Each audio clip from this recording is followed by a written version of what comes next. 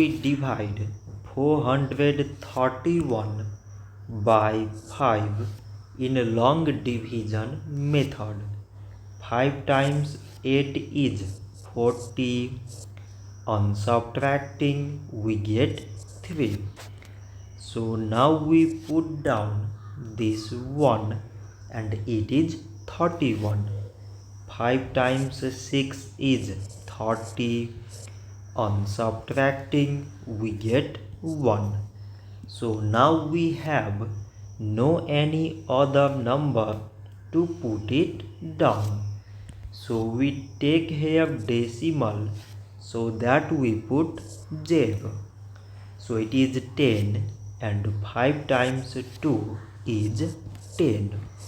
On subtracting we get 0. So 431 divided by 5 is 86.2.